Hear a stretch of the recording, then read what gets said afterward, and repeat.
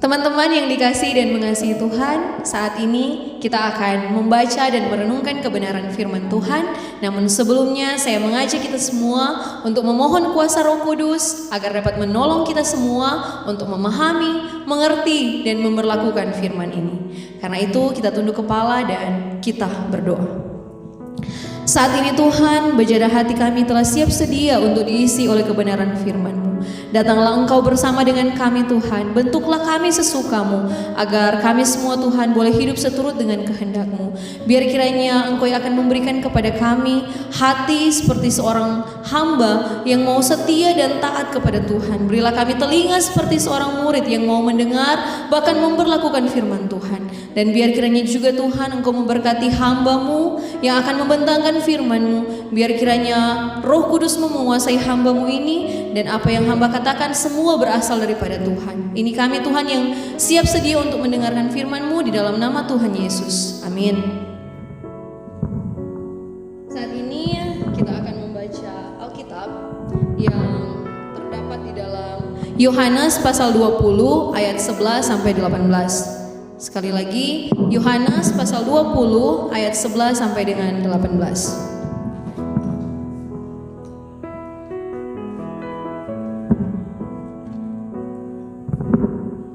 Kalau sudah pas semua, mari orang baca secara bersama-sama. Lembaga Alkitab Indonesia memberi judul Yesus menampakkan diri kepada Maria Magdalena. Tetapi Maria berdiri dekat kubur itu dan menangis. Sambil menangis, ia menjenguk ke dalam kubur itu, dan tampaklah olehnya dua orang malaikat berpakaian putih, yang seorang duduk di sebelah kepala dan yang lain di sebelah kaki di tempat mayat Yesus terbaring. Kata malaikat-malaikat itu kepadanya, "Ibu, mengapa engkau menangis?" Jawab Maria kepada mereka, "Tuhanku telah diambil orang, dan aku tidak tahu di mana ia diletakkan." Sesudah berkata demikian, ia menoleh ke belakang dan melihat Yesus berdiri di situ, tetapi ia tidak tahu bahwa itu adalah Yesus. Kata Yesus kepadanya, "Ibu, mengapa engkau menangis? Siapakah yang engkau cari?" Maria menyangka orang itu adalah penunggu taman, lalu berkata kepadanya, "Tuan, jikalau Tuan yang mengambil dia, katakanlah kepada aku di mana Tuan meletakkan dia, supaya aku dapat mengambilnya." Kata Yesus kepadanya, "Maria." Maria berpaling dan berkata kepadanya dalam bahasa Ibrani, "Rabuni," artinya guru. Kata Yesus kepadanya, "Janganlah engkau memegang aku, sebab aku belum pergi kepada Bapa. Tetapi pergilah kepada saudara-saudaraku dan katakanlah kepada mereka bahwa sekarang aku akan pergi kepada Bapakku dan Bapamu, kepada Allahku dan Allahmu." Maria Magdalena pergi dan berkata kepada murid-murid, "Aku telah melihat Tuhan," dan juga bahwa Dia yang mengatakan hal-hal itu kepadanya. Demikianlah pembacaan firman ini. Dan terimalah sapaan hangat yang mau menyapa kita semua saat ini. Shalom. Ada damai di hati, ya puji Tuhan, dan sehat-sehat tuh sama teman-teman. Dengan iman saya percaya bahwa orang semua ada dalam lindungan kasih Tuhan, dengan jaminan kesehatan, kekuatan, kemampuan, dan berkat darinya. Meskipun orang masih ada dalam situasi dan kondisi yang tidak nyaman karena musibah COVID-19 ini yang sedang terjadi, namun ini tidak membuat semangat kita turun untuk beribadah kepada Tuhan. Saya percaya bahwa saat ini kita telah siap sedia untuk mendengarkan kebenaran firman Tuhan. Teman-teman yang kekasih di dalam Tuhan, untuk perenungan kita diberi tema sapaan sesama warga bangsa memperkokoh keyakinan persatuan dan kesatuan. Sekali lagi tema kita, sapaan sesama warga bangsa memperkokoh keyakinan persatuan dan kesatuan. Teman-teman yang saya sangat kasih di dalam Tuhan, situasi para murid sesudah kematian Yesus diliputi oleh kesuraman.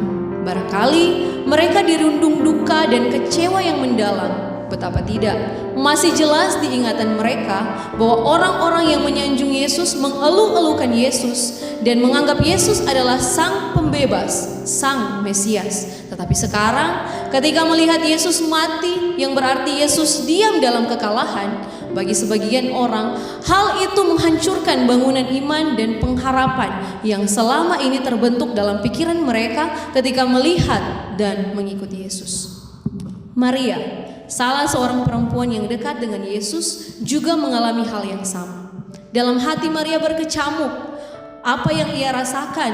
Ia merasakan perasaan sedih dan kecewa. Namun hal ini tidak serta-merta menghancurkan bangunan iman yang selama ini telah terbentuk dalam pikirannya. Lihatlah sewaktu malaikat bertanya dalam ayatnya yang ke-13. "Ibu, mengapa engkau menangis?" Maria menjawab, "Tuhanku telah diambil orang." Jawaban Maria ini menegaskan bahwa kepercayaannya kepada Tuhan tidak berubah. Teman-teman yang dikasihi oleh Tuhan, sebenarnya siapakah Maria yang disebutkan dalam perikop pembacaan kita saat ini? Sekilas saya mau kita untuk mengenal siapa Maria ini. Maria yang disebut dalam perikop ini bernama Maria Magdalena yang dicatat dalam kitab Yohanes pasal 20 ayat 1. Sebutan Magdalena dimaksudkan oleh para penulis untuk membedakannya dari Maria yang lain. Karena ada banyak nama Maria dalam kitab Injil-Injil. Namun bukan tanpa sebab mereka mengambil sebutan Magdalena ini. Karena Maria berasal dari Magdala, kota nelayan di tepi barat Danau Galilea yang berjarak kurang lebih 5 km dari kota Kapernaum. Dalam Lukas pasal 8 ayatnya yang kedua menyebutkan bahwa Maria Magdalena adalah seorang perempuan yang telah dibebaskan dari 7 roh jahat. Sejak itu ia berjalan bersama dengan Tuhan dan ia tahu bahwa Tuhannya penuh dengan kuasa. Pengalaman itulah yang barangkali telah mendorong Maria untuk datang menunggui kubur Yesus sambil menangis. Bagi Maria berlaku ungkapan, "Faith is not about religion, it's all about relationship." Iman bukan tentang agama, semua itu tentang hubungan. Hubungan atau relasi penuh cinta kepada gurunya telah mendorong Maria untuk mengekspresikan imannya. Rasa cinta inilah yang mengantarkan Maria di kubur Yesus. Ia percaya bahwa yang dikuburkan itu adalah Tuhan, gurunya yang agung. Ini luar biasa. Ia tetap percaya bahwa Yesus adalah Tuhan. Tetapi ada sisi lain yang kita lihat dalam diri Maria, yaitu bahwa ia tidak menyimpan dalam hatinya pengajaran yang disampaikan gurunya tentang kebangkitannya. Perhatikanlah, ketika ia melihat orang yang disangkanya penjaga taman, ia tetap dengan perkataan, "Tuan, jikalau engkau yang mengambil dia, katakanlah kepadaku." Konsep kebangkitan yang disampaikan Yesus tidak meresap dalam sanubari Maria. Sebab seandainya ia percaya dan memegang perkataan Yesus, maka di saat ia tidak menjumpai mayat Yesus, di situ harusnya ia gembira karena Tuhan bangkit. Gurunya telah melewati kematian dan hidup lagi. Untung saja di tengah kegalauan Maria ini, ia mendengar namanya disebut. Sapaan akrab dan dekat itu langsung dari bibir Yesus. Dan Maria mengenalinya. Maka dengan segera ia menjawab, "Rabuni," yang berarti guru. Sapaan Yesus pada Maria membuat Maria dipenuhi semangat yang baru. Sapaan itu telah meneguhkan imannya, memperkuat harapannya dan memurnikan kasihnya. Walaupun ia dilarang menyentuh gurunya, tetapi ia diliputi kegembiraan karena telah melihat Tuhannya. Kenapa Maria senang sekali? Karena ia menjadi orang yang terpilih. Ia terpilih untuk menjadi saksi pertama dari kebangkitan Yesus.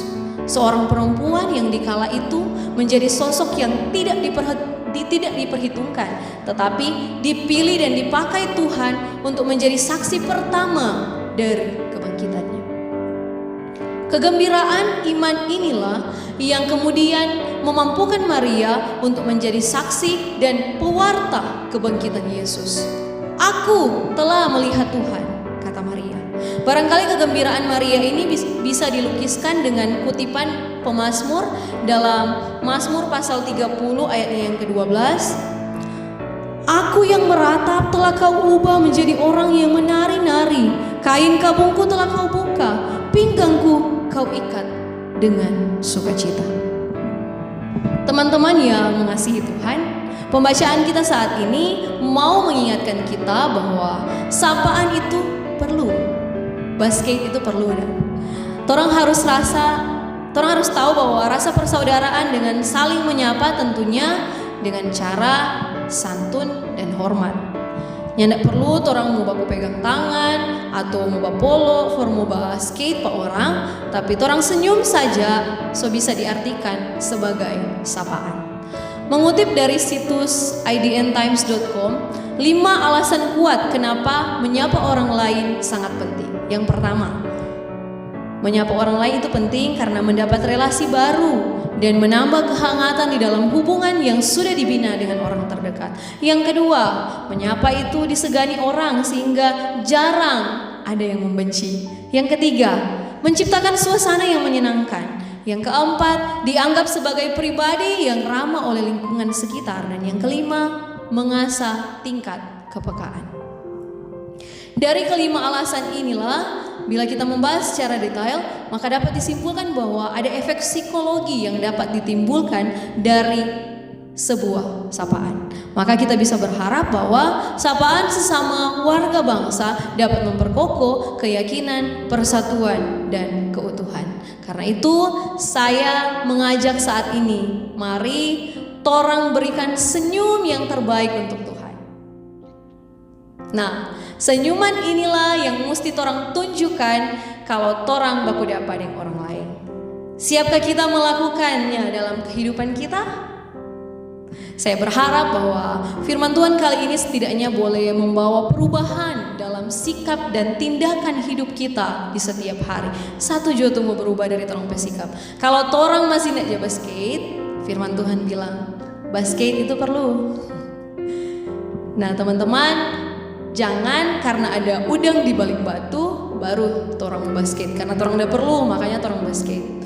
Nah, kalau mau basket, lakukanlah itu dengan tulus dan hati yang murni. Apalagi di musim ini yang memang membatasi torang untuk kalau boleh nak baku dapa, atau kalau baku dapa torang mesti jaga jarak. Nah, yang torang bisa lakukan untuk menyapa orang lain ya hanya dengan tersenyum. Dan salah satu kunci seseorang itu awet muda adalah perbanyak tersenyum. Demikianlah firman Tuhan. Tuhan memberkati orang semua.